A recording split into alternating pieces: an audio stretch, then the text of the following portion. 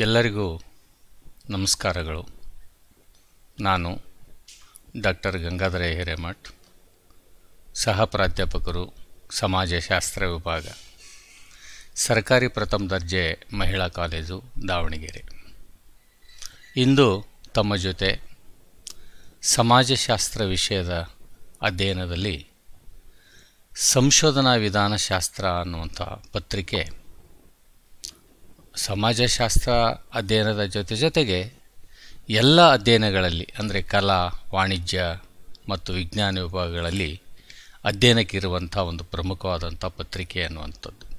ಹಾಗಾಗಿ ಇಲ್ಲಿ ಸಂಶೋಧನಾ ವಿಧಾನಗಳು ಅಂತ ಕರಿತೀವಿ, ರಿಸರ್ಚ್ ಮೆಥಡಾಲಜಿ ಎಂಬ ಪತ್ರಿಕೆಯಲ್ಲಿ ಪ್ರಮುಖವಾದಂಥ ಮತ್ತು ಕೊನೆಯ ಅಧ್ಯಾಯ ಅಂದರೆ ವರದಿ ತಯಾರಿಕೆ ಅಂತ ಕರಿತೀವಿ, ವರದಿ ಸಿದ್ಧತೆ ಅಂತ ಕರಿತೀವಿ. ಈ ಕುರಿತು ಒಂದಿಷ್ಟು ಮಾಹಿತಿಗಳನ್ನು ತಮ್ಮ ಜೊತೆಗೆ ಹಂಚಿಕೊಳ್ಳಲು ಇಚ್ಛಿಸಿದ್ದೇನೆ ಅನ್ನುವಂಥದ್ದು. ಈ ಸಂಶೋಧನಾ ವರದಿ ತಯಾರಿಕೆ, ಪ್ರಿಪ್ರೇಷನ್ ಆಫ್ ರಿಸರ್ಚ್ ರಿಪೋರ್ಟ್ ಬಗ್ಗೆ ಒಂದಿಷ್ಟು ಸಂಗತಿಗಳನ್ನು ಪ್ರಸ್ತಾವನೆಯಾಗಿ ಇಲ್ಲಿ ನಾನು ಅಧ್ಯಯನ ಮಾಡಲಿಕ್ಕೆ, ತಮ್ಮ ಜೊತೆಗೆ ಚರ್ಚೆ ಮಾಡಲಿಕ್ಕೆ ಇಲ್ಲಿ ಸಿದ್ಧನಿದ್ದೇನೆ ಅನ್ನುವಂಥದ್ದು. ಸಂಶೋಧಕ ತನ್ನೆಲ್ಲ ಶ್ರಮ, ಕಾಲ, ಹಣವನ್ನು ವ್ಯಯ ಮಾಡಿ ಅಧ್ಯಯನ ವಿಷಯದ ಬಗ್ಗೆ ಅಪಾರವಾದ ವಿಷಯ ಹಾಗೂ ಮಾಹಿತಿಗಳನ್ನು ಸಂಗ್ರಹಿಸಿದ ಮಾತ್ರಕ್ಕೆ ಆತನ ಶ್ರಮದ ಫಲ ದೊರೆತಂತಾಗುವುದಿಲ್ಲ. ಸಂಗ್ರಹಿಸಿದ ಮಾಹಿತಿಗಳನ್ನು ಪರಿಷ್ಕರಿಸಿ, ಸಂಕೇತಿಸಿ, ಕೋಷ್ಟಕೀಕರಣಗೊಳಿಸಿದ ತಕ್ಷಣ ಆತನ ಕೆಲಸ ಮುಗಿದಂತಲ್ಲ. ಎಡಿಟಿಂಗ್ ಮಾಡ್ತೀವಿ, ಕೋಡಿಂಗ್ ಮಾಡ್ತೀವಿ, ಟೇಬಲ್ ಮಾಡ್ತೀವಿ, ಇಷ್ಟಾದ ತಕ್ಷಣ ಸಂಶೋಧನೆ ಮುಗಿತು ಅನ್ನುವಂಥದ್ದಲ್ಲ. ಸಂಶೋಧಕನ ಕೆಲಸವು ಮುಗಿದು ಪೂರ್ಣಗೊಳ್ಳುವುದು ಯಾವಾಗ ಅಂದರೆ ಸಂಶೋಧನಾ ವರದಿಯನ್ನು ತಯಾರಿಸಿದಾಗ ಮಾತ್ರ. ಸಂಶೋಧನಾ ವರದಿಯ ಸಿದ್ಧತೆ ಇದೆಯಲ್ಲ, ಅದು ಅತ್ಯಂತ ಪ್ರಮುಖ ಭಾಗ ಅಂತ ನಾವು ಕರಿತೀವಿ. ವರದಿ ತಯಾರಿಕೆ ಎನ್ನುವಂಥದ್ದು ಸಂಶೋಧನೆಯ ಅಂತಿಮವಾದಂಥ ಹಂತ. ಸಂಶೋಧನಾ ಕ್ರಿಯೆಗಳೆಲ್ಲವನ್ನು ಲಿಖಿತ ಮತ್ತು ಖಚಿತ ರೂಪದಲ್ಲಿ ವ್ಯಕ್ತಪಡಿಸುವುದನ್ನೇ ನಾವು ವರದಿ ಅಂತ ಕರಿತೀವಿ. ವರದಿ ಬರೆಯುವಿಕೆಯ ಹಂತವನ್ನು ಸಂಶೋಧಕ ತಾನು ಕಟ್ಟಿದ ಗುಡಿಗೆ ಕಳಸವಿಡುವ ಕಾರ್ಯ ಅಂತ ನಾವು ಕರಿತೀವಿ. ಇಲ್ಲಿ ಸಂಶೋಧಕ ಸುವ್ಯವಸ್ಥಿತವಾಗಿ ವರದಿ ತಯಾರಿ ಮಾಡಿದರೆ ಅಲ್ಲಿಗೆ ಆತನ ಜ್ಞಾನ ಪ್ರಪಂಚಕ್ಕೆ ನೀಡಿದ ಮಹತ್ವ ಕೊಡುಗೆ ಅಂತ ನಾವು ಇಲ್ಲಿ ಕರಿತೀವಿ. ಸಂಶೋಧನಾ ಪ್ರಕ್ರಿಯೆ ಒಂದು ಆಸಕ್ತಿಯ ಚಟುವಟಿಕೆ. ವರದಿ ತಯಾರಿಕೆ ಸಂಶೋಧನಾ ಕಾರ್ಯದ ಅಂತಿಮ ಘಟ್ಟವಾಗಿದೆ. ಇಡೀ ಸಂಶೋಧನೆಯ ಸಾರ್ಥಕತೆ ಅದರ ವರದಿ ಬರೆಯುವಿಕೆಯಲ್ಲಿ, ವರದಿ ಸಿದ್ಧತೆ ಮಾಡುವಂಥ ವಿಷಯಗಳಲ್ಲಿ ಅಡಗಿದೆ ಅನ್ನುವಂಥದ್ದು. ಸಂಶೋಧನೆಯಲ್ಲಿ ಅಡಗಿದ ಸಾಹಸ, ಶೌರ್ಯ, ಯುಕ್ತಿ, ಅನುಸರಿಸಲಾದ ಕ್ರಮ, ಅಭಿವ್ಯಕ್ತಿ ಹಾಗೂ ಫಲಿತಾಂಶಗಳನ್ನು ಪ್ರಕಟಿಸಪಡಿಸುವ ಶ್ರೇಷ್ಠ ಆಯಾಮವನ್ನೇ ನಾವು ವರದಿ ತಯಾರಿಕೆ ಅಂತ ಕರಿತೀವಿ. ವರದಿ ತಯಾರಿಕೆ ಒಂದು ಸವಾಲಾಗಿ ಪರಿಣಮಿಸಿದೆ ಎನ್ನುವಂಥದ್ದು. ಇಲ್ಲಿ ಆಸಕ್ತಿ, ಕೌಶಲ್ಯ, ಬುದ್ಧಿವಂತಿಕೆ, ತಾಳ್ಮೆ ಹೀಗೆ ವಿಶಿಷ್ಟ ಬಗೆಯ ಕಾರ್ಯಕಲಾಪವಾಗಿದೆ ಅನ್ನುವಂಥದ್ದು. ವರದಿ ತಯಾರಿಕೆ ಅಂತ ನಾವು ಕರಿತೀವಿ, ವೈಜ್ಞಾನಿಕ ಬರವಣಿಗೆ ಅಂತ ಕರಿತೀವಿ. ಓದುಗರಿಗೆ ಸಂಶೋಧನೆಯ ಸ್ಪಷ್ಟತೆ ಹಾಗೂ ನಿಖರತೆಯ ಮಾಹಿತಿ ಲಭ್ಯವಾಗ್ತದೆ ಎನ್ನುವಂಥದ್ದು. ಸಂಶೋಧನಾ ವರದಿಗಳು ವಸ್ತುನಿಷ್ಠ ಮತ್ತು ಸಕಾರಾತ್ಮಕತೆಯಿಂದ ಕೂಡಿರ್ತವೆ ಎನ್ನುವಂಥದ್ದು. ವರದಿ ತಯಾರಿಕೆಯಲ್ಲಿ ಸಂಶೋಧಕ ವಿಸ್ತೃತವಾದಂಥ ಜ್ಞಾನವನ್ನು ತನ್ನ ಅನುಭವದ ಮೂಲಕ, ಕಲಿಕೆಯ ಮೂಲಕ ಇಲ್ಲಿ ಧಾರೆ ಎರಿತಾನೆ ಅನ್ನುವಂಥದ್ದನ್ನು ನಾವು ಇಲ್ಲಿ ತಿಳ್ಕೋಬೋದು. ಇನ್ನು ಸಂಶೋಧನೆಯ ಬಗ್ಗೆ ವರದಿ ತಯಾರಿಕೆಯ ಅರ್ಥ ಅಂತ ಕರಿತೀವಿ. ಸಂಶೋಧಕನ ಸಂಶೋಧನೆಯ ಮುಖ್ಯ ಹಾಗೂ ಅಂತಿಮ ಉದ್ದೇಶವೆಂದರೆ ಸಮಸ್ಯೆಗೆ ಪರಿಹಾರ ಕಂಡುಹಿಡಿಯುವುದು ಅಂತ. ಸಂಶೋಧಕನು ಸಂಗ್ರಹಿಸಿದ ಮಾಹಿತಿಗಳನ್ನು, ಅಂಕಿಅಂಶಗಳನ್ನು ಹಾಗೂ ಸಮಸ್ಯೆಗೆ ಕಂಡುಹಿಡಿದ ಕಾರಣ, ಪರಿಣಾಮ, ಪರಿಹಾರೋಪಾಯಗಳನ್ನು ಅಂದರೆ ಫಲಿತಾಂಶಗಳನ್ನು ವ್ಯವಸ್ಥಿತ ರೀತಿಯಲ್ಲಿ ಸರ್ವರಿಗೆ ತಿಳಿಯುವಂತೆ ವಿವರಣಾತ್ಮಕವಾಗಿ ತಿಳಿಸುವುದೇ ವರದಿಯಾಗಿದೆ ಎನ್ನುವಂಥದ್ದು. ಇದರಲ್ಲಿ ವರದಿಯ ಸೂಕ್ಷ್ಮ ಪರಿಚಯ, ಸಮಸ್ಯೆಯ ಬಗ್ಗೆ ಅಂದರೆ ಸಬ್ಜೆಕ್ಟ್ಸ್ ವಿಷಯ, ಸವಿಸ್ತಾರ ವಿವರಣೆ, ಅಧ್ಯಯನದ ಗುರಿ, ಸಂಶೋಧನೆಯ ಕ್ಷೇತ್ರ, ನಮೂನೆಯ ಆಯ್ಕೆಯ ವಿಧಾನ, ಅವಧಿ, ತಗುಲಿದ ವೆಚ್ಚ ಇತ್ಯಾದಿ ಅಂಶಗಳ ಬಗ್ಗೆ ಇಲ್ಲಿ ಉಲ್ಲೇಖಿಸಲಾಗಿರುತ್ತದೆ ಎನ್ನುವಂಥದ್ದು. ಆದಿಯಿಂದ ಅಂತ್ಯದವರೆಗೆ ನಡೆದಿರುವಂತಹ ಸಂಶೋಧನಾ ಕ್ರಿಯೆಗಳೆಲ್ಲ ಒಂದು ಲಿಖಿತ ಹಾಗೂ ನಿಶ್ಚಿತ ರೂಪದಲ್ಲಿ ಫಲಿತಾಂಶಗಳನ್ನು ಪ್ರಕಟಿಸುವುದನ್ನು ಅಥವಾ ಬರೆಯುವುದನ್ನು ವರದಿ ಅಂತ ಕರಿತೀವಿ ಅಂತ. ಸಂಶೋಧಕನ ಪರಿಶ್ರಮದ ಸತ್ಯಾಂಶಗಳು, ಕೊನೆಯ ಹಂತದ ವಿವರಣೆಯೇ ವರದಿ ತಯಾರಿಕೆ. ಸಂಶೋಧನಾ ವರದಿಯು ಸಂಶೋಧನಾ ಪ್ರಕ್ರಿಯೆ ಮತ್ತು ಅದರ ಫಲಿತಾಂಶಗಳ ಒಂದು ವಿದ್ಯುಕ್ತ ಹೇಳಿಕೆ ಅಂತ ಕರಿತೀವಿ ಅಥವಾ ನಿರೂಪಣೆ ಅಂತ ನಾವು ಕರಿತೀವಿ. ಇನ್ನು ಸಂಶೋಧನಾ ವರದಿಯ ವಿನ್ಯಾಸದ ರಚನೆ ಅಂತ ಕರಿತೀವಿ, ಲೇಔಟ್ ಅಂತ ಕರಿತೀವಿ ಅಥವಾ format of the research report ಅಂತ ಕರಿತೀವಿ. ಅದರ ಕ್ರಮ ವ್ಯವಸ್ಥೆ ಹೇಗಿದೆ ಎನ್ನುವಂಥದ್ದು. ಸಂಶೋಧನಾ ವರದಿಯು ಅನೇಕ ವಿಭಾಗಗಳನ್ನು ಒಳಗೊಂಡಿರ್ತದೆ ಎನ್ನುವಂಥದ್ದು. ಪ್ರಾರಂಭದ ಪುಟಗಳು ಅಂತ ಕರಿತೀವಿ ನಾವು, ಪ್ರಿಮಿಲರಿ ಪೇಜಸ್. ಸಂಶೋಧನಾ ವರದಿಯ ಪ್ರಾರಂಭದ ಪುಟಗಳು ಈ ಕೆಳಗಿನ ವಿಷಯಗಳಿಗೆ ಸಂಬಂಧಪಟ್ಟಿರ್ತವೆ ಎನ್ನುವಂಥದ್ದು. ಒಂದು ಟೈಟಲ್ ಆಫ್ ಪೇಜಸ್ ಅಂತ, ಯಾವ ವಿಷಯದ ಮೇಲೆ ಸಂಶೋಧನೆ ಮಾಡ್ತಾ ಇದ್ದೀರಿ ಅನ್ನೋದು ಶೀರ್ಷಿಕೆಯ ಪುಟ ಇರ್ತದೆ, ಫಸ್ಟ್ ಪೇಜ್. ನಂತರ ಎರಡನೇ ಪುಟ ಏನು ಅಂದರೆ ಸಂಶೋಧಕನ ಘೋಷಣೆ ಇರ್ತದೆ, ಡಿಕ್ಲರೇಷನ್ ಆಫ್ ರಿಸರ್ಚ್. ನಾನು ಸ್ವತಃ ಎಲ್ಲಿ ನಕಲು ಮಾಡಲಾರ್ದೆ ಸ್ವತಂತ್ರವಾಗಿ ಇದನ್ನು ಪರಿಶ್ರಮದಿಂದ ಈ ಸಂಶೋಧನೆ ಮಾಡಿದ್ದೀನಿ ಅಂತ ಸಂಶೋಧಕ ಡಿಕ್ಲೇರ್ ಮಾಡಬೇಕಾದ್ರೆ ಡಿಕ್ಲರೇಷನ್ ಮಾಡಬೇಕು. ಹಾಗೆ ಸಂಶೋಧಕನ ಮೇಲ್ವಿಚಾರಕರ ದೃಢೀಕರಣ ಇದೆ. ಈ ವ್ಯಕ್ತಿ ನನ್ನ ಹತ್ರ ನನ್ನ ಮಾರ್ಗದರ್ಶನದಲ್ಲಿ ಸಂಶೋಧನೆ ಮಾಡಿದ್ದು ನಿಜ, ಇದು ಅತ್ಯಂತ ಪರಿಶ್ರಮದಿಂದ ಮಾಡಿದಂಥ ಮೂಲ ಕೃತಿಯಾಗಿದೆ ಅನ್ನೋದ್ರ ಬಗ್ಗೆ ಸಂಶೋಧನೆಯ ಮೇಲ್ವಿಚಾರಕ ಒಂದು ಡಿಕ್ಲರೇಷನ್ ಮಾಡ್ತಾನೆ. ರಿಸರ್ಚ್ ಗೈಡ್ ಸರ್ಟಿಫಿಕೇಟ್ ಅಂತ ಕರಿತೀವಿ ನಾವು ಅದಕ್ಕೆ. ನಂತರ ಅದಕ್ಕೆ ಪ್ರಿಫೇಸ್ ಅಂತ ಕರಿತೀವಿ, ಮುನ್ನುಡಿ ಅಥವಾ ಉಪಕಾರ ಸ್ಮರಣೆ ಅಂತ, ಅಕ್ನಾಲಜ್ಮೆಂಟ್ ಅಂತ ಕರಿತೀವಿ.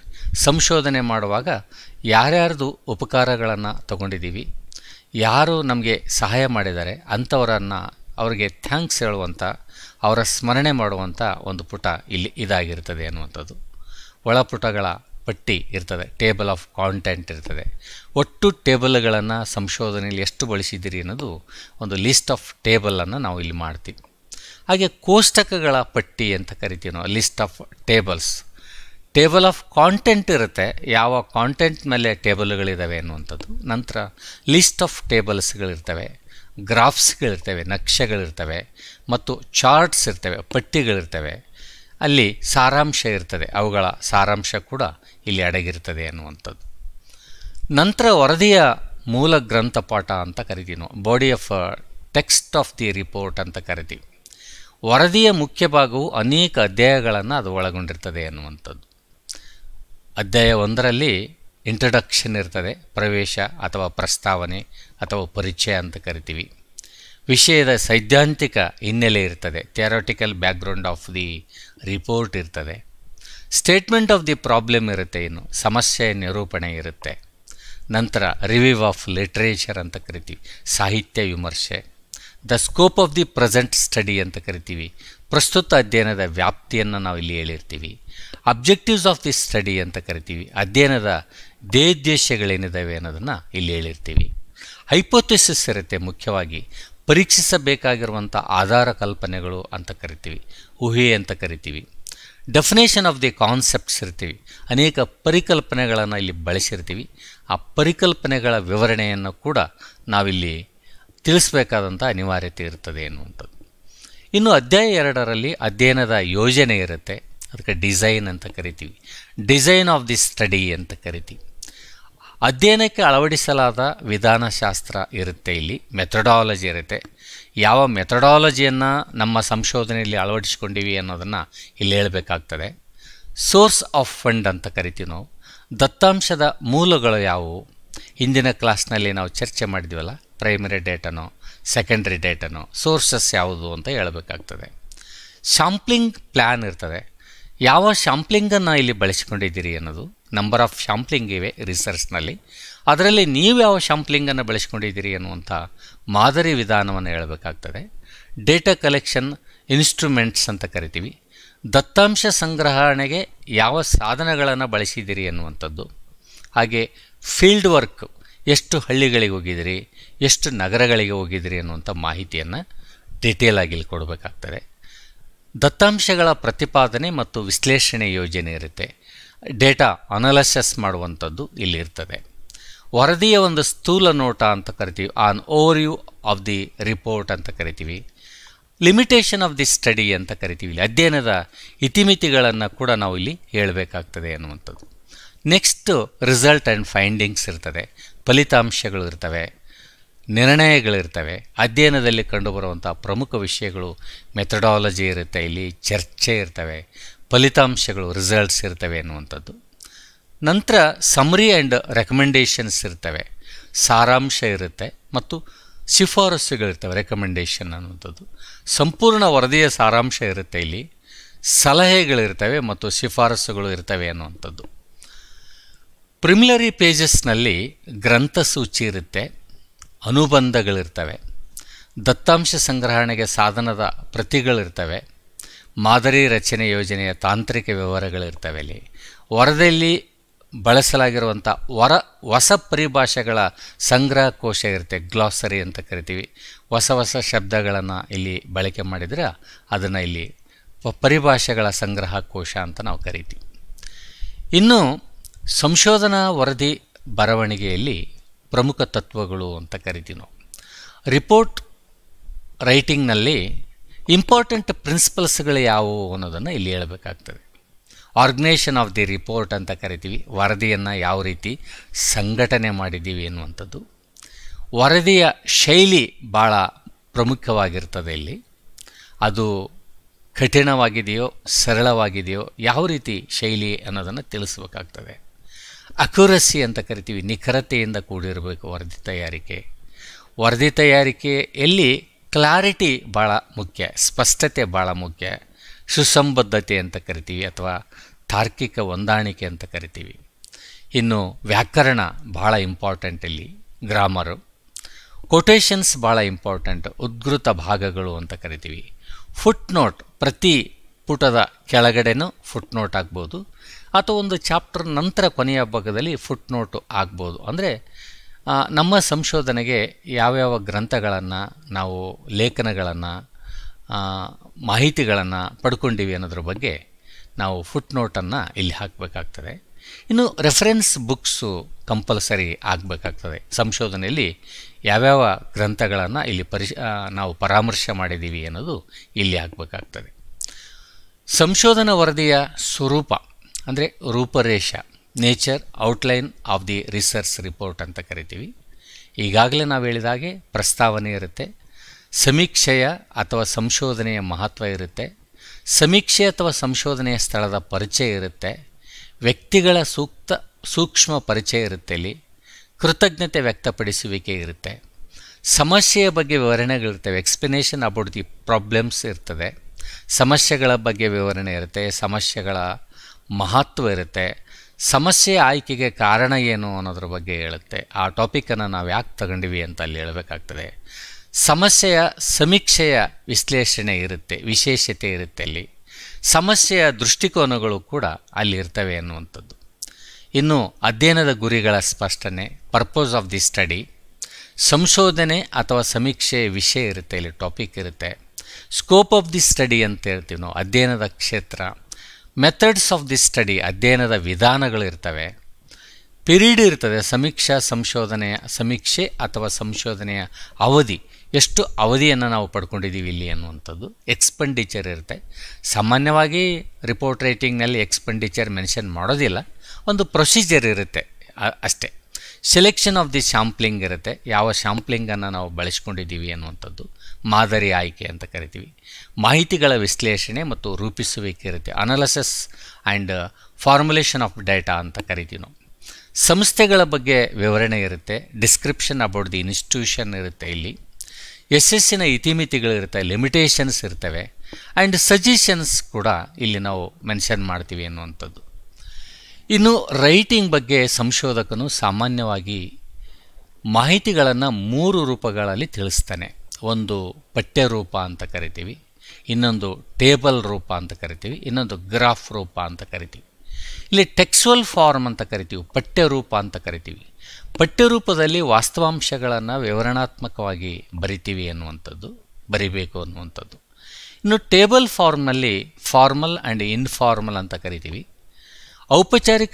ಔಪಚಾರಿಕವಾಗಿ ಸಾಧ್ಯವಾದಷ್ಟು ಒಂದೇ ಪುಟದಲ್ಲಿ ಅರಬ್ಬಿ ಸಂಖ್ಯೆ ಮತ್ತು ವಿವರಣಾತ್ಮಕ ಶೀರ್ಷಿಕೆ ಟೈಟಲ್ಗಳಿರ್ತವೆ.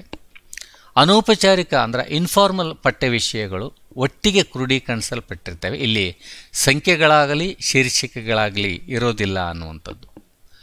ಇನ್ನು ಗ್ರಾಫ್ ರೂಪ ಅಂತ ಕರಿತೀವಿ, ಗ್ರಾಫ್ ಫಾರ್ಮ್ ಅಂತ ಕರಿತೀವಿ. ಓದುಗರು ನೋಡಲು ಸುಲಭವಾಗುವಂಥ, ಅರ್ಥ ಮಾಡಿಕೊಳ್ಳುವಂಥ, ಸಾಧ್ಯವಾಗುವಂಥ ಒಂದು ಬರವಣಿಗೆ ಬೇಕು. ವಿಜುವಲ್ ಸೆನ್ಸ್ ಅಂತ ಕರಿತೀವಿ. ಅಲ್ಲಿ ಬರವಣಿಗೆ ಮಾಹಿತಿ ಇರುತ್ತೆ. ಬರವಣಿಗೆಯ ಮಾಹಿತಿಯಲ್ಲಿ ಪಠ್ಯರೂಪ, ಟೇಬಲ್ ರೂಪ ಮತ್ತು ಗ್ರಾಫ್ ರೂಪ ಅಂತ. ಟೇಬಲ್ ರೂಪದಲ್ಲಿ ಔಪಚಾರಿಕ ಮತ್ತು ಅನೌಪಚಾರಿಕ ಅಂತ ನಾವು ಈಗಾಗಲೇ ಹೇಳಿದ್ದೀವಿ.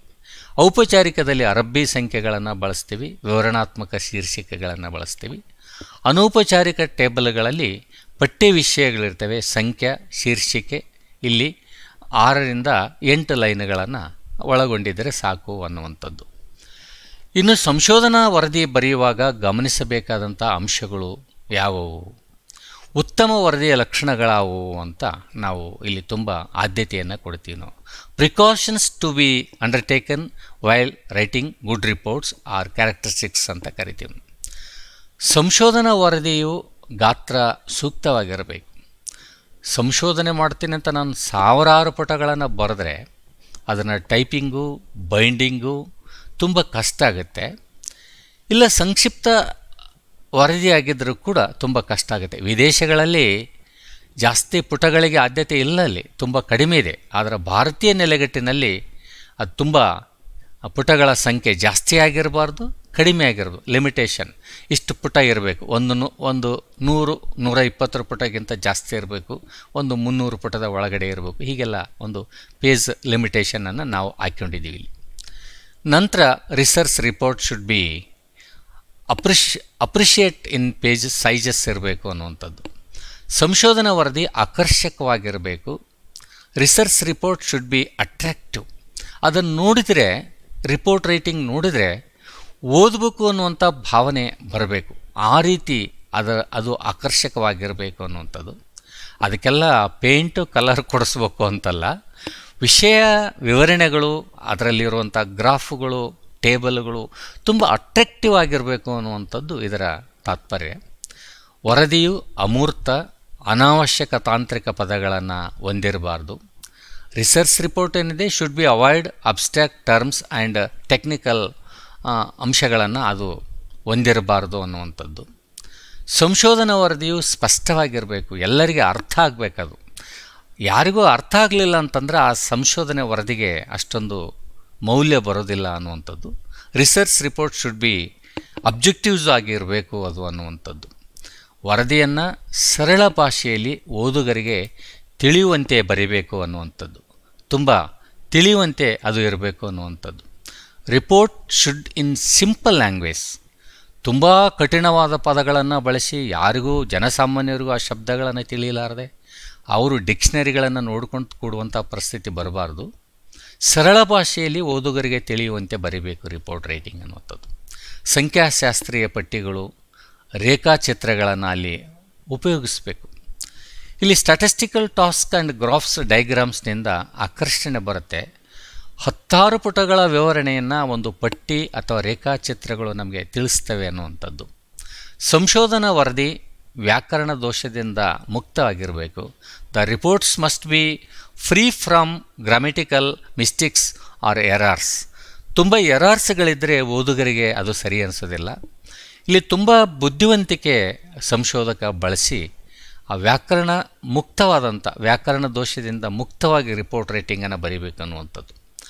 ಸಂಶೋಧಕನು ಅಡಿಟಿಪ್ಪಣೆ, ಈಗಾಗಲೇ ಹೇಳಿದಲ್ಲ ಫುಟ್ ನೋಟ್ಸ್ ಮತ್ತು ಹೇಳಿಕೆಗಳನ್ನು ಸೂಕ್ತ ರೀತಿಯಲ್ಲಿ ಉಲ್ಲೇಖಿಸಬೇಕು. ಅದರದೊಂದು ಸಿಸ್ಟಮೆಟಿಕ್ ಡಿಸಿಪ್ಲಿನನ್ನು ಮಾಡಬೇಕು. ಎಷ್ಟು ಅಡಿಟಿಪ್ಪಣೆಗಳನ್ನು ಬಳಸಿದ್ದೀನಿ, ಎಷ್ಟು ಹೇಳಿಕೆಗಳನ್ನು ಪಡ್ಕೊಂಡಿದ್ದೀನಿ ಅನ್ನೋದನ್ನು ಇಲ್ಲಿ ತುಂಬ ಒಳ್ಳೆಯ ರೀತಿಯಿಂದ ಉಲ್ಲೇಖನೆ ಮಾಡಬೇಕು ಅನ್ನುವಂಥದ್ದು. ಸಂಶೋಧಕನು ವರದಿಯು ಆಧಾರ ಗ್ರಂಥಗಳ ಪಟ್ಟಿಯನ್ನು ಅಲ್ಲಿ ಕೊಡಬೇಕು. ರೆಫರೆನ್ಸ್ ಬುಕ್ಸ್, ಬಿಬ್ಲಿಯೋಗ್ರಫಿ ಅಂತ ಕರಿತೀವಲ್ಲ, ಆ ಆಧಾರ ಗ್ರಂಥಗಳನ್ನು ಇಲ್ಲಿ ಕೊಡಬೇಕು ಅನ್ನುವಂಥದ್ದು. ಇನ್ನು ವರದಿ ಬರೆಯೋದರ ಮಹತ್ವ ಏನು ಅನ್ನುವಂಥದ್ದು.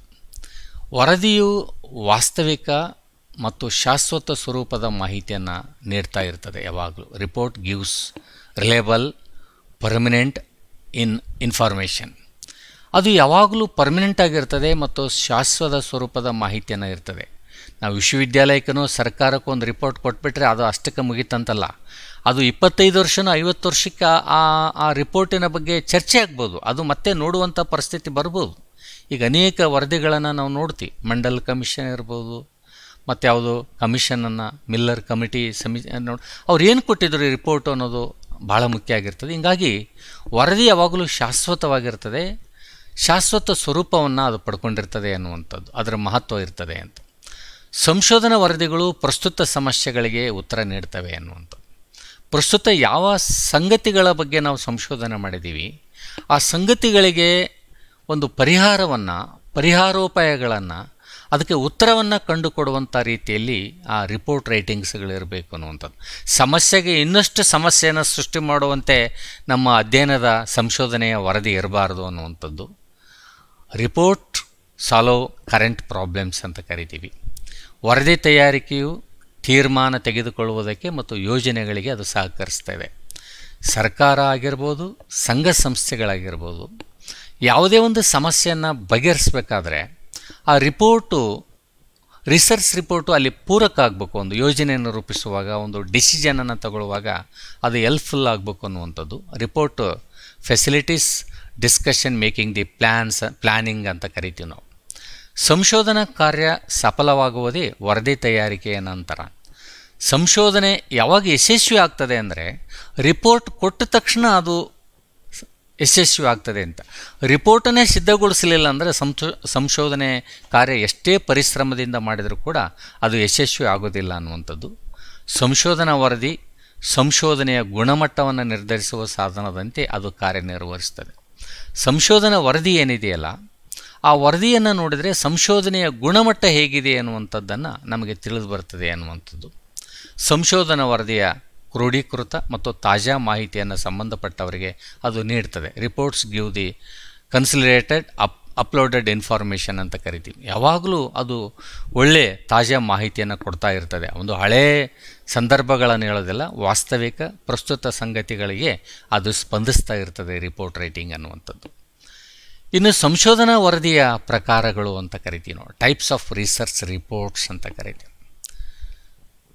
ಸಂಕ್ಷಿಪ್ತ ವರದಿಗಳು ಅಂತ ಕರಿತೀವಿ, ವಿಸ್ತೃತ ವರದಿಗಳು ಅಂತ ಕರಿತೀವಿ, ತಾಂತ್ರಿಕ ವರದಿಗಳು ಅಂತ ಕರಿತೀವಿ, ಜನಪ್ರಿಯ ವರದಿಗಳು ಅಂತ ಕರಿತೀವಿ. ಸಂಕ್ಷಿಪ್ತ ವರದಿಗಳು ಬಗ್ಗೆ ನಾವು ಗಮನ ಹರಿಸಿದರೆ, ಈ ರೀತಿಯ ವರದಿಗಳು ಹೇಳಿಕೊಳ್ಳುವಷ್ಟು ಔಪಚಾರಿಕ ರಚನೆಯನ್ನು ಹೊಂದಿರೋದಿಲ್ಲ. ಇವುಗಳು ಗಾತ್ರದಲ್ಲಿ ಬಹಳಷ್ಟು ಸಣ್ಣದಾಗಿರ್ತವೆ. ಕೆಲವೊಮ್ಮೆ 4ರಿಂದ 5 ಪುಟಗಳಷ್ಟು ಇರ್ತವೆ. ವಿಷಯದ ವ್ಯಾಪ್ತಿ ಮತ್ತು ಸಂಕುಚಿತ ಸ್ವರೂಪದ್ದಾಗಿರ್ತದೆ. ಸಂಕ್ಷಿಪ್ತವಾದಂಥ ವರದಿಗಳು ಯಾವುದೇ ಒಂದು ಘಟನೆ ಆಗಿರ್ತದೆ, ಯಾವುದೇ ಒಂದು ಸಂದರ್ಭ ಇರ್ತದೆ, ಅದು ಸಂಕ್ಷಿಪ್ತವಾಗಿ ಅಲ್ಲಿ ವರದಿಯನ್ನು ಕೊಡಬೇಕಾದಂಥ ಒಂದು ವರದಿಗಳನ್ನು ನಾವು ಸಂಕ್ಷಿಪ್ತ ವರದಿಗಳು ಅಂತ ಕರಿತೀವಿ. ಇನ್ನು ವಿಸ್ತೃತ ವರದಿಗಳು ಅಂತ ಕರಿತೀವಿ. ಇವು ಔಪಚಾರಿಕವಾಗಿ ರಚನೆಯಾಗಿರುವಂಥವುಗಳು. ಶೈಕ್ಷಣಿಕ ಮತ್ತು ವ್ಯವಹಾರದ ಉದ್ದೇಶಗಳಿಗಾಗಿ ನಾವು ಬರೆದು ಪ್ರಕಟಿಸುವಂಥ, ಪ್ರಸ್ತುತಪಡಿಸುವಂಥ ವರದಿಗಳು ಅಂತ ಕರಿತೀವಿ. ವಿಶ್ವವಿದ್ಯಾಲಯಗಳಿಗೆ ನಾವು ಸಬ್ಮಿಟ್ ಮಾಡ್ತಾಯಿದ್ದೀವಿ ಅಂಥ ಸಂಶೋಧನಾ ಪ್ರಬಂಧಗಳು ವಿಸ್ತೃತ ವರದಿಯ ಉತ್ತಮ ಉದಾಹರಣೆಗಳು ಅಂತ ಕರಿತೀವಿ. ಇನ್ನು ಟೆಕ್ನಿಕಲ್ ರಿಪೋರ್ಟ್ಸ್ ಅಂತ ಕರಿತೀವಿ, ತಾಂತ್ರಿಕ ವರದಿಗಳು ಅಂತ. ತಾಂತ್ರಿಕ ವರದಿಗಳಲ್ಲಿ ಈ ಕೆಳಗಿನ ವಿಷಯಗಳಿಗೆ ಹೆಚ್ಚಿನ ಒತ್ತನ್ನು ಕೊಡ್ತದೆ. ಅನುಸರಿಸಬೇಕಾದ ವಿಧಾನ, ಅಧ್ಯಯನ ಮಾಡುವಾಗ ಅನುಸರಿಸಬೇಕಾದ ಊಹೆಗಳು, ಹೈಪೋಥಿಸಿಸ್, ಫಲಿತಾಂಶಗಳ ವಿಸ್ತೃತವಾದಂಥ ನಿರೂಪಣೆಯನ್ನು ಈ ಟೆಕ್ನಿಕಲ್ ರಿಪೋರ್ಟ್ಸ್ಗಳು ಒಳಗೊಂಡಿರ್ತವೆ. ಇನ್ನು ಜನಪ್ರಿಯ ವರದಿಗಳು ಅಂತ ಕರಿತೀವಿ. ಉದಾಹರಣೆ ಜನಗಣತಿಯ ಸಮೀಕ್ಷಾ ವರದಿ ಇರಬಹುದು, ಮಂಡಲ್ ಕಮಿಷನ್ ವರದಿ ಅಂತ ಹೇಳ್ತೀವಲ್ಲ, ವೆಂಕಟಸ್ವಾಮಿ ವರದಿ, ಹಾವನೂರು ವರದಿಗಳು, ಮಿಲ್ಲರ್ ಸಮಿತಿ ವರದಿಗಳು. ಹೀಗೆ ಅನೇಕ ದೊಡ್ಡ ದೊಡ್ಡ ವರದಿಗಳು ಅವನ್ನ ಜನಪ್ರಿಯ ವರದಿಗಳು ಅಂತ ನಾವು ಕರಿತೀವಿ ಅನ್ನುವಂಥದ್ದು. ಇನ್ನೂ ಮುಖ್ಯವಾಗಿ ಏನು ಅಂತಂದರೆ ವರದಿ ತಯಾರಿಕೆಯ ಪೂರ್ವದಲ್ಲಿನ ಹಂತಗಳು ಅಂತ ಕರಿತೀವಿ. ಸಮಸ್ಯೆಯ ಆಯ್ಕೆ, ಸೆಲೆಕ್ಷನ್ ಆಫ್ ದಿ ಟಾಪಿಕ್ ಅಂತ ಕರಿತೀವಿ. ಎರಡನೇದ್ದು ರಿವ್ಯೂ ಆಫ್ ಲಿಟ್ರೇಚರ್, ಭಾಳ ಪ್ರಮುಖವಾದಂಥ ಹಂತ. ಪ್ರಾಕ್ಕಲ್ಪನೆ ಅಂದರೆ ರೂಪೀಕರಣ ಅಂತ ಕರಿತೀವಿ. ಹೈಪೋಥಿಸಿಸ್, ಕಲೆಕ್ಷನ್ ಆಫ್ ಡೇಟಾ, ದತ್ತಾಂಶಗಳ ಸಂಗ್ರಹ, ದತ್ತಾಂಶಗಳ ಪಟ್ಟೀಕರಣ, ಟೇಬಲ್ ಮಾಡುವಂಥದ್ದು, ಡೇಟಾಗಳನ್ನು ಟೇಬಲ್ ಮಾಡುವಂಥದ್ದು, ಕಾರ್ಯಕಾರಣ ಸಂಬಂಧಗಳನ್ನು ಗುರುತಿಸುವಂಥದ್ದು, ಅಲ್ಲಿ ವಿಶ್ಲೇಷಣೆ ಮಾಡುವಂಥದ್ದು, ಅಂಕಿಅಂಶಗಳನ್ನು ವಿಶ್ಲೇಷಣೆ ಮಾಡುವಂಥದ್ದು, ಅನಾಲಿಸಿಸ್ ಅಂತ ಕರಿತೀವಿ. ಆಮೇಲೆ ಇಂಟರ್ಪ್ರಿಟೇಷನ್ ಅಂತ ಕರಿತೀವಿ, ಅರ್ಥ ನಿರೂಪಣೆ ಮಾಡೋದು. ಆ ಟೇಬಲಲ್ಲಿರುವಂಥ ಅಂಕಿಅಂಶಗಳನ್ನು ನಾವು ವಿಶ್ಲೇಷಣೆ ಮಾಡುವಂಥದ್ದು, ಅರ್ಥ ನಿರೂಪಣೆ ಮಾಡುವಂಥದ್ದು, ಫಲಿತಾಂಶಗಳನ್ನು ಕಂಡುಕೊಳ್ಳುವಂಥದ್ದು ಭಾಳ ಮುಖ್ಯವಾಗಿರ್ತದೆ. ವರದಿಯ ಮೊದಲು ಕರಡು ಪಟ್ಟಿ ತಯಾರು ಮಾಡಬೇಕಾಗ್ತದೆ. ಫಸ್ಟು ಮಾಡಿದೆಲ್ಲ ಹಾಗೇ ಸಬ್ಮಿಟ್ ಮಾಡೋಕ್ಕಾಗೋದಿಲ್ಲ. ನಂತರ ಅದನ್ನು ಗಮನಿಸಿ ಅದರ ಎರರ್ಗಳನ್ನು ತಿದ್ದಿ ಎರಡನೇ ಕರಡು ಪ್ರತಿಯನ್ನು ತಯಾರಿಕೆ ಮಾಡಬೇಕಾಗ್ತದೆ. ನಂತರ ಅಂತಿಮ ವರದಿ ಸಿದ್ಧಗೊಳ್ತದೆ. ಆ ಅಂತಿಮ ವರದಿ ಸಲ್ಲಿಕೆಗೆ ಅದು ತುಂಬ ಮುಖ್ಯವಾಗಿರ್ತದೆ ಅನ್ನುವಂಥದ್ದು. ಇನ್ನು ವರದಿ ಸಲ್ಲಿಸಬೇಕಾದಂಥ ಸಂದರ್ಭದಲ್ಲಿ ಸಂಶೋಧಕನಿಗೆ ಸಾಕಷ್ಟು ಸಮಸ್ಯೆಗಳು ಬರ್ತವೆ ಅನ್ನುವಂಥದ್ದು. ವ್ಯಕ್ತಿಗತವಾದ ಇತಿಮಿತಿಗಳಿರ್ತವೆ. ಯಾಕಂದರೆ ಸಂಶೋಧಕ ಯಾವುದೇ ಒಂದು ಜಾತಿ, ಯಾವುದೇ ಒಂದು ಭಾಷೆ, ಯಾವುದೇ ಒಂದು ಪರಿಸರ, ಯಾವುದೇ ಒಂದು ಸಂಪ್ರದಾಯಕ್ಕೆ ಒಳಪಟ್ಟಿರ್ತಾನೆ. ಅವೆಲ್ಲವುಗಳನ್ನು ಮೀರಿ ಸಂಶೋಧನೆ ವರದಿ ಇರ್ತದೆ ಅನ್ನೋದು ಇಲ್ಲಿ ಬಹಳ ಮುಖ್ಯ. ಹಾಗೆ ಮೂಲಭೂತ ಪರಿಕಲ್ಪನೆಗಳ ವಿಶ್ಲೇಷಣಾ ಸಮಸ್ಯೆ ಇರುತ್ತೆ. Problem and analysis of the basic ಕಾನ್ಸೆಪ್ಟ್ಗಳ ಬಗ್ಗೆ ಇರುತ್ತೆ. ವಸ್ತುನಿಷ್ಠತೆಯ ಸಮಸ್ಯೆ ಇರುತ್ತೆ. ಪ್ರಾಬ್ಲಮ್ ಆಫ್ ದಿ ಅಬ್ಜೆಕ್ಟಿವಿಟಿ ಅಂತ ಕರಿತೀವಿ. ಓದುಗರ ಮಟ್ಟ ತಲುಪುವ ಸಮಸ್ಯೆ ಇರುತ್ತೆ. ಯಾಕಂದರೆ ಅತ್ಯಂತ ಸರಳ ಶೈಲಿಯಲ್ಲಿ ಎಲ್ಲರಿಗೆ ಅರ್ಥವಾಗುವಂಥ ರೀತಿಯಲ್ಲಿ ರಿಪೋರ್ಟ್ ಬರೆಯೋದಿದೆಯಲ್ಲ, ಅದು ತುಂಬ ಕಷ್ಟದ ಕೆಲಸ. ಎಲ್ಲರಿಗೂ ಅರ್ಥವಾಗುವಂಥ ರೀತಿಯಲ್ಲಿ ಬರೀಬೇಕಲ್ಲ, ಓದುಗರ ಮಟ್ಟಕ್ಕೆ ತಲುಪುವಂಥ ರೀತಿ ವರದಿ ಇರಬೇಕಲ್ಲ, ಅದು ಭಾಳ ಸಮಸ್ಯೆ ಆಗ್ತದೆ. ತಾಂತ್ರಿಕ ಪದಗಳ ಬಳಕೆ, ನಾವು ಯಾವುದೇ ಪದಗಳನ್ನು ಬಳಸಿರ್ತೀವಿ, ಓದುಗನ ನಿರೀಕ್ಷೆಗಳು ಬೇರೆ ಬೇರೆ ಇರ್ತವೆ ಅನ್ನುವಂಥದ್ದು. ಹಾಗೆ ಅತೀವ ಎಚ್ಚರಿಕೆ ವಹಿಸಬೇಕಾಗ್ತದೆ ವರದಿ ತಯಾರಿಕೆಯಲ್ಲಿ. ನಾವು ತಿಳ್ಕೊಂಡಂಗೆ ನನಗೆ ಹಿಂಗೆ ಗೊತ್ತಾಯಿತು, ಹೀಗೆ ಬರೆದ್ಬಿಟ್ಟೆ ಅನ್ನುವಂಥದ್ದು ಹೇಳಲ್ಲ. ಭಾಳಷ್ಟು ಅಲ್ಲಿ ಎಚ್ಚರಿಕೆಯನ್ನು, ಜಾಣ್ಮೆಯನ್ನು ಬಳಸಿ ವರದಿ ತಯಾರು ಮಾಡಬೇಕಾಗ್ತದೆ. ಇನ್ನು ಸಂಶೋಧನಾ ವಿಷಯದ ಮೇಲೆ ಸಂಶೋಧಕನ ಒಂದು ಪ್ರಭುತ್ವ ಇರಬೇಕಾಗ್ತದೆ. ಅಲ್ಲಿ ಪ್ರಭುತ್ವ ಇದ್ದಾಗನೇ ಸಂಶೋಧನೆಯನ್ನು ತಯಾರು ಮಾಡಲಿಕ್ಕೆ ಸಾಧ್ಯ ಇದೆ ಅನ್ನುವಂಥ ಮಾತುಗಳನ್ನು ಹೇಳ್ತಾ, ಸಂಶೋಧನಾ ವರದಿ ಅನ್ನುವಂಥದ್ದು ಸಂಶೋಧನೆಯ ಒಂದು ಹೃದಯ ಭಾಗ ಅಂತ ಕರಿತೀವಿ. ಸಂಶೋಧನೆ ವರದಿ ಇಲ್ಲದೆ ಯಾವುದೇ ಸಂಶೋಧನೆ ಪೂರ್ಣಗೊಳ್ಳೋದಿಲ್ಲ ಅನ್ನುವಂಥ ಮಾತನ್ನು ಹೇಳ್ತಾ, ಇವತ್ತಿನ ಸಂಶೋಧನೆಯಲ್ಲಿ ವರದಿ ತಯಾರಿಕೆ ಅನ್ನುವಂಥದ್ದು ಬಹಳ ಪ್ರಮುಖವಾದಂಥ ಅಂಗ.